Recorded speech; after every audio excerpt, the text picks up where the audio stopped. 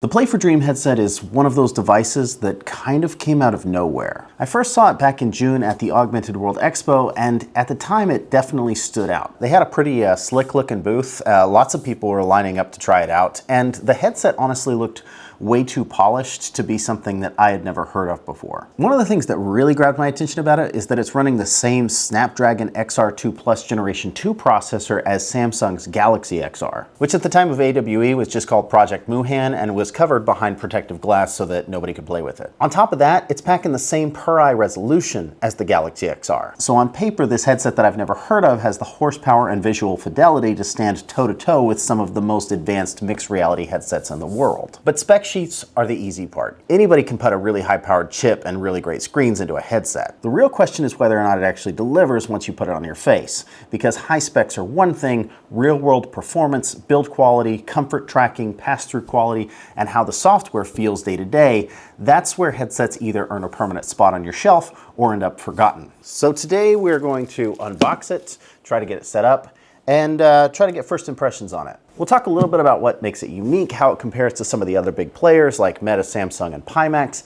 And by the end of this video, you should have a pretty good idea of whether or not the Play for Dream MR is actually a really good deal, or is it just a good-looking prototype that's trying to play in the big leagues.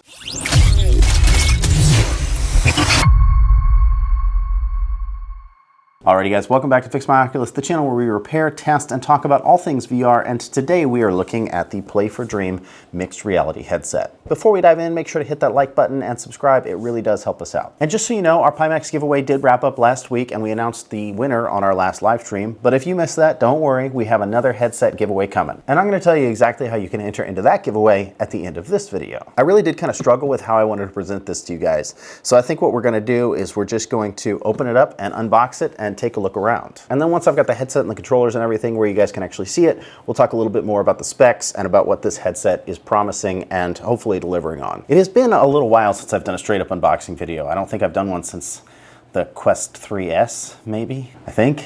So if you guys have any thoughts about what you want to see in the next unboxing video, just drop that down in the comments. Okay, all right, so the Play for Dream MR.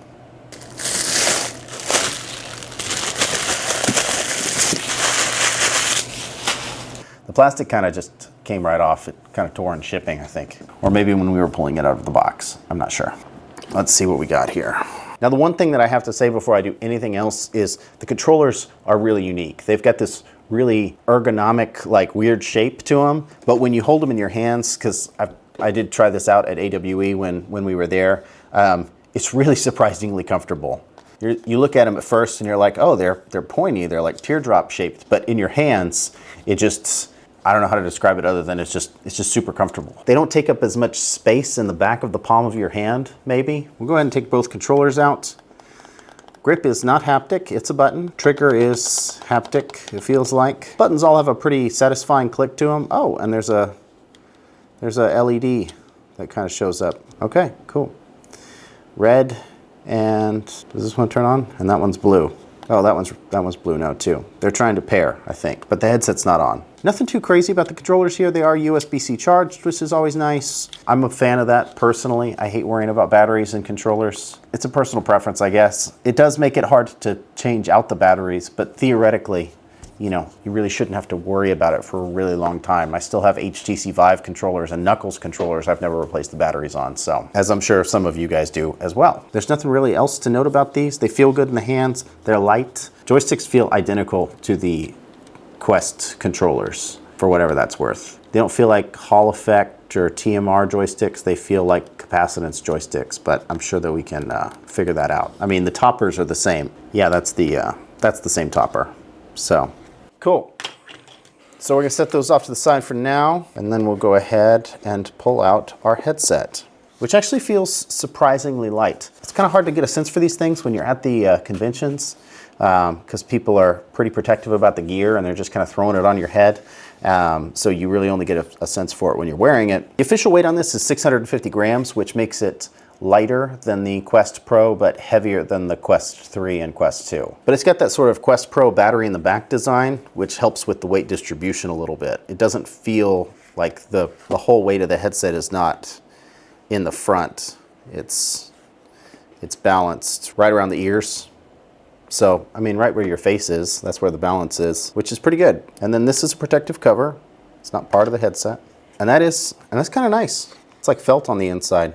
It's got that Quest 1 cloth texture going for it, if you're familiar with those. And then let's go ahead and take a closer look at the front here. We have a bunch of cameras and sensors here. I've got 2 cameras here, probably for controller tracking. 6 cameras up top, 3 here, 3 here. These look like your 2 pass-through cameras. These look like tracking cameras. And then we look like we have maybe an infrared camera or an infrared sensor. I didn't see anything about a depth sensor on the website, but this looks like some sort of depth sensor, or maybe it's some sort of additional IR sensor of some kind.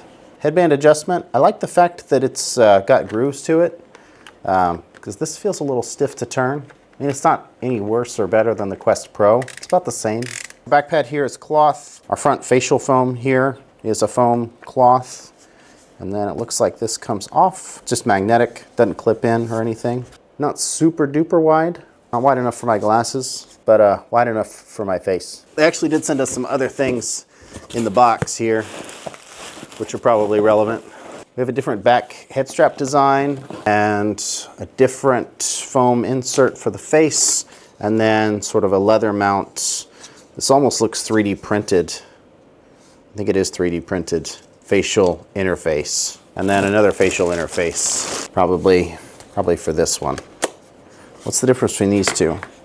This one's wider, maybe for glasses, but not these glasses. But this one does look a little wider. I don't know, you be the judge. And then we have another pad for the back of the head, which is a little bit more open. And this looks like the mixed reality adapter. So just the forehead mount that you can put on there. Cool. Well, it's got a lot of different variety when it comes to the head mounting options. I'd say for my purposes, at least with making this video today, this little forehead pad seems like a pretty good fit. So I'm just gonna clip that on, and this pops out pretty easy, I would think. And then this one just pops in. Cool. Well, that's easy. We do have some other things in the box here still. We have another front foam. Got a little booklet with instructions if you don't know how to turn on a VR headset or an MR headset. We've got our cable, another charging cable. Maybe I should read the manual. And then our charging block. Cool. Go ahead and get this stuff out of the way. And let's talk a little bit more about this headset. It feels lighter now because I took some of the stuff off. I just think it's good to get a frame of reference on how big these things are. Quest 3 for comparison. I'll take this back off. Get a better idea of the depth of this headset and the width of this headset.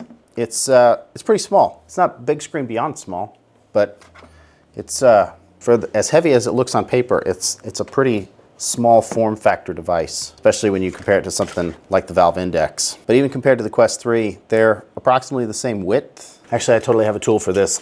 From side to side, the main body of the Quest 3 is 161, and then I've got the Play for Dream clocking in at 164. Maybe it just looks small because of the way that it's shaped. We're looking at depth, 52 millimeters, and then depth on this one. It's a little trickier because it's got more of a curve to it. 61. So a little bit bigger than the Quest 3, but it's like an optical illusion because it looks smaller when I'm looking at it. But anyway, I think it's time to try it out and play with it and see what we think. Go ahead and get this back on here. Take a look at our little manual here. In the box, we've got the charging data cable. We've got the, this other cable's the controller charging cable. That makes sense. Charging cable clip, adapter, and then this digital dial. We've got our light seal, speakers, strap, rear cushion, light seal cushion, which I took off, USB-C charging port on the bottom here. Okay. And then our fit dial. Nothing crazy on the controllers. Using the MR headset. Top button. Power on and power off, and quick action. Digital dial. This home page. Okay. Okay. Well, I think there's no time like the present. We should power it on and see how it goes. Okay. Got a little chime and their logo popped up. As soon as I get to a place where I can screen record something, I suppose I will try. Controllers went ahead and connected, so we'll go ahead and select English as our language. It's the only language I speak. Oh, wants me to do this with the, I was trying to select it with the controllers. It wants me to do it with the dial. Okay, press and hold your knob to adjust pupillary distance. And it's auto-IPD, which is nice. So I'm in the headset, I'm in the user interface, and I think what I'm going to do is I'm going to start a screen capture, and hopefully I can integrate this into the video so you guys can kind of see what I'm looking at. Looks like we're recording. Okay, cool. So now you guys can kind of see what I see. This is the menu, this is the interface. Sorry about the studio light. It's pretty Android-esque. Let's check out our settings here. This almost kind of looks like iOS, to be honest with you. We've got basic settings here, storage space. I think all these are 512 units, by the way. Microphone, we can use an external microphone. Sounds, turn the volume up and down. All this is pretty basic. Haptics. Oh, I can change my haptic intensity. That's kind of cool. And hand modeled. Oh, yeah, hand model, or I can turn that off. Okay, cool. Let's see, what else we got in interaction here? Power, auto shutdown stuff, interaction. Oh, okay. Battery life remaining, measure IPD, remeasure IPD. Okay.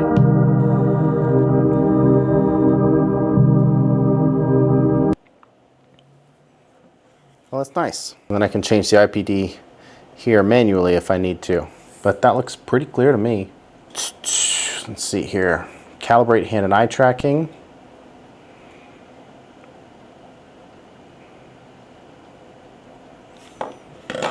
Look at the dot. Oh, now select all the dots around the circle. Now select all the dots around the circle. Okay. Let's see, eye control. Eye tracking cursor. I'm gonna use my eyes to look around. Oh, I can use my eyes to look around. Well, let's move on. Hand control. Got my power, controller settings. Oh, okay, that's the same thing I was in. Awareness, boundary, system tracking, display, rendering resolution, full rendering, foveated rendering, magnetic prescription lenses. There's a lot of adjustability here. And then advanced, 4K per eye, 3K per eye tracked foveated rendering or fixed foveated rendering. We've got balance, provides balanced colors, okay. Lab, 4K per eye full rendering and system frequency. Okay, so I can change the refresh rate to 72 Hertz. I didn't see that on the website, but it is an option. And then I guess the default, it's just 90 Hertz. And then 4K per eye full rendering. Let's poke around a little bit more. What we got here? So our browser, Google Chrome, exit out of that. Go ahead and exit out of this too. Dream Cinema, welcome. Start. Okay. It is crazy clear. It is hard to describe sometimes and convey exactly what you're looking at when you're looking through these headsets, and we do our best, but there's just like no screen door effect at all. It just looks like that's over there, which is really cool. Go ahead and exit. Oh, and then there's a user guide. That's handy. Controllers, double press. This is control panel. Window, move window. Cool. And that's pretty much it. That's the interface. All right. Okay, here's my takeaway after spending some time with the Play for Dream. This headset is kind of on the heavier side by the numbers, but it actually feels really comfortable to me. The battery on the back really helps a lot with the balance, and I know that's something that people are already fans of. Meta did it with the Quest Pro, and plenty of Quest 2 and 3 straps do the same thing. Short of moving the battery off the headset entirely or making it a tethered headset, there's not a whole lot that you can do to make a headset like this lighter. But it's really well balanced, and the balance feels really nice when you're wearing it. It actually makes me that much more curious to try the Galaxy XR, which kind of went the opposite direction as far as design goes. The image quality on this is really good. It's actually kind of stunning, really. It's hard to show that to you guys in any sort of like meaningful way with the pass-through on, but the apps just look like they're floating right in front of me, not like they're on a screen that's in front of me, if that makes sense. It's probably the least screen door effect I've seen on a headset that I've used outside of maybe the Apple Vision Pro. I haven't tried every single headset on the market, but the OLED panels, refresh rate, dialed in IPD, and the lenses really seem like they're doing some good work here. And it makes things in the headset look great. I mean, I don't know what else to say about it other than that. That being said, for a mixed reality headset, the Passthrough isn't fantastic compared to some others. It reminds me a lot more of the Quest Pro. It's definitely not the Apple Vision Pro level Passthrough. I'm not sure how it stacks up against the Galaxy XR. I'm sure we'll find out soon enough, but it is a pretty responsive Passthrough. I'll give it credit for that. Tracking seems fine. I didn't have any issues with that. Battery seems fine. I played around with it for about an hour before I got a low power warning, and that was straight out of the box without even charging it first. The interface itself is okay. It's not super polished. It kind of feels like I'm just using an Android phone, but it's pretty much what I expected. DreamOS is still really new, and they haven't had a lot of time or money to put the polish on it that like Meta has, for example. I'm sure that given a little bit more time and feedback and some resources, they'll have an opportunity to make the software feel as polished as the hardware does. Probably the silliest bit of feedback I've got is that I actually really like these controllers. They look super simple, and maybe they are, but they feel great in the hand. I like the haptic feedback on them. I like the fact that they're super lightweight. I barely notice that they're there. It's just a way to interact with an interface that I prefer personally. And I didn't have any tracking issues with these either, which is, you know, a plus. Audio did not really stand out to me one way or the other. I mean, it's fine. I don't think that this first impressions video and the time that I've dedicated to it has given me an opportunity to really dive in and experience the audio. It'll probably take more time, and I want to try some different content like movies and games before I make a call on the audio, and whether or not it's good or bad or just okay. I'll probably send Preston home with it and let him play around with it for a few days so that we can get his take on it, because he's a much harsher critic on audio than I am. My ears are just not as good. Overall, this was a really good first impression of the Play for Dream for me. I didn't run into any big issues, and everything worked the way I expected it to right out of the box, which for a new company is saying something. If anything, it just makes me want to dig deeper into it. So that's hopefully what we're going to do in the next video. We'll put it through its paces with some games, test it on virtual desktop, and see how it really performs under pressure. Before we wrap this up, let's talk about our next giveaway. I think this is a really cool headset, and I think Play for Dream seems like they're really trying to get the word out about what they've done with this. So we have partnered with Play for Dream to give one of these headsets away to one of you. Entry is completely free, just like our other giveaways. You can click the link in the description or head over to fixmyoculus.com for all of the details. There will be a bunch of different ways to enter, like there usually is, and the more of those that you complete, the more chances you have to win. But if you're just dying to try one of these out and you don't want to take your chances on the giveaway, I do have a link in the description where you can go check it out for yourself. As always, if this video helped you out, consider giving us a like. It really does help us out. And if you aren't subscribed yet, what are you doing? Hit that subscribe button. I've got more teardowns, repairs, tutorials, and basically anything that I can come up with off the top of my head, depending on the day, coming at you every week. But anyways, that's really all I got for you guys today. So we'll see you on the next one.